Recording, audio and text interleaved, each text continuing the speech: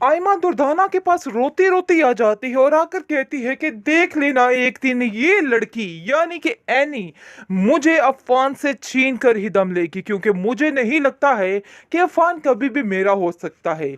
मैंने इनकी बातें सुनने की कोशिश की है और मुझे ऐसा लग रहा है कि जैसे ये इसे शादी की प्लानिंग कर रहा है, जिसको सुनकर उसकी माँ कहती है तुम्हारा तो दिमाग खराब हो चुका है, ऐसा वैसा कुछ नहीं होगा, क्योंकि अफान कभी भी अपनी माँ की मर्जी के खिलाफ जाकर कुछ भी नहीं करने वाला।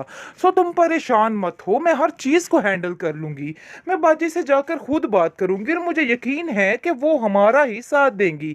जैसे ही वो ये सारी बात जाकर बाजी से करती है और कहती है कि बाजी ये देखिए क्या हो गया, आगे से वो कहती है कि मेरा बेटा अफान, जिस पर मुझे पूरा पूरा पूरा यकीन है, तुम्हें परेशान होने की जरूरत नहीं है। मैं हर चीज को हैंडल कर लूंगी और हर बात को संभाल लूंगी। खैर दुर्दाना, मुझे ऐसा लग रहा है कि तुम और तुम्हारी बेटी आजकल कुछ ज्यादा ही फिक्रमंद हो रहे हो और ज्यादा ही कुछ बातें बनाने की कोशिश कर रहे हो। देखो ये सारे काम नहीं चलने वाले हैं। मैं तुम्हें पहले ही बता दूं कि ये ख्याल अपने दिलो दिमाग से निकाल देना, क्योंकि ऐसा जो है वो नहीं हो सकता है।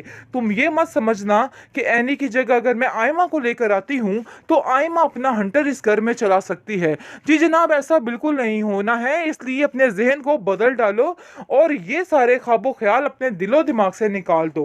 बहरहाल जो कुछ तुम्हारे दिल में एनी के बारे में चल रहा है वो तो मैं कभी पूरा नहीं होने दूंगी, इस चीज का है तुम्हें भी अंदाजा है। लेकिन एनी कहती है कि मेरे दिल में तो ऐसी कोई बात नहीं है। अगर मेरे दिल में कोई चोर होता तो मैं जनाब आपसे पहले जरूर शेयर करती, लेकिन मैंने ऐसा वैसा कुछ भी नहीं सोचा और इस घर में रहना सिर्फ और सिर्फ मेरी मजबूरी है जनाब, और कुछ भी नहीं, क्योंकि मैं अपने बेटे से दूर नहीं जा सकती हूँ। समझ नहीं आ रही कि किन लोगों की फिक्र कर रही है। वो लोग जो किसी के सगे नहीं हैं। पता नहीं इसको ऐसा क्यों लग रहा है कि ये एमल के सगे हैं, लेकिन एमल ये बहुत बड़ी बेवकूफ़ी में है। उसको समझ ही नहीं आ पा रही कि उसके सगे नहीं हैं। वो सिर्फ और सिर्फ यानी कि वक्त जो है वो गुजारते हैं, टाइम पास के लिए सबको यूज़ करते हैं। जब इस बात का इल्म हो जाएगा एमल का तो फिर जाकर एमल को समझ आएगी कि आखिर क्या हो रहा है और क्या नहीं हो रहा। खैर अब देखेंगे कि फाखरा कहती है कि एमल तुम भी बहुत गुन्नी मिसनी हो, तुम भी बहुत चालाक लड़की हो, बिल्कुल अपनी बहन की तरह, बल्कि अपनी बहन से 10 हाथ आगे। सारी बातों के पता होने के बावजूद इस तरह से मीसनी बन के बैठ जाती हो कि कोई किसी को कुछ नहीं कह सकता है। मुझे तो आज शर्म आ रही है कि किस कदर मैंने नाटकबाज ड्रामेबाज बहुएं ले आई हूँ। मुझे तो खुद कुछ समझ नहीं आ रही है। खैर आप देखेंगे बहुत ज़्यादा परेशान है फाखरा अपने बेटे को लेके और कहती है कि पता नहीं मेरे बेटे का क्या बनेगा, क्योंकि ये लड़की तो इसको चैन से जीने नहीं देगी और मुझे नहीं लगता कि मेरे बच्चे को चैन आएगा। एमल खुदा का वास्ता है अपनी बहन से कहो यहाँ से चली जाए, क्योंकि अगर वो यहाँ पे रही तो ये सारे तमाशे ऐसे ही होते रहेंगे और कुछ भी ठीक नहीं होगा। मैं तुमसे बस इतना ही कहना चाहती हूँ कि तुम्हें अब यहाँ से जाना होगा, यानी कि अपनी बहन को यहाँ से भेजना होगा। जिस पर आप देखेंगे कि वो कहती है कि आखिर मैं क्या करूं, मैंने तो सारी तदबीरें अपना ली हैं, लेकिन मुझे तो खुद कुछ समझ नहीं आती कि मैं क्या करूं और क्या ना करूं, क्योंकि मुझे भी यही लगता है कि इस लड़की का यहाँ से जाना बेहतर है। और अगर ये लड़की यहाँ से ना गई तो वाकई में ज़िंदगी बहुत ज़्यादा वबाल बन सकती है, उसकी भी और सब घर वालों की भी।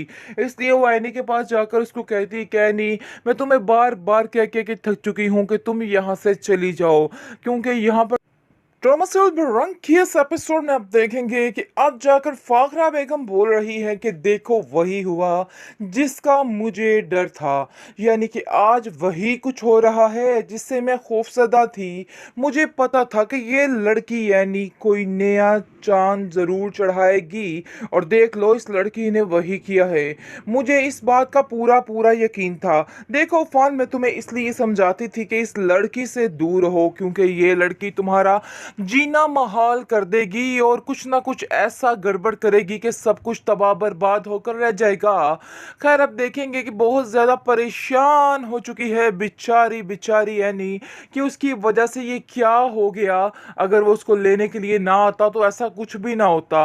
खैर अब देखेंगे कि अफान उसको समझाता है कि ये आपकी वजह से कुछ भी नहीं हुआ है, इसलिए आपको परेशान होगी और लोगों की बातें सुनने की कोई भी ज़रूरत नहीं है। दूसरे नंबर पर आप देखेंगे कि फाखरा दुर्दाना से कहती है कि तुम बिल्कुल ठीक कहती थी, मुझे ही तुम्हारी बात पे यकीन करना चाहिए था।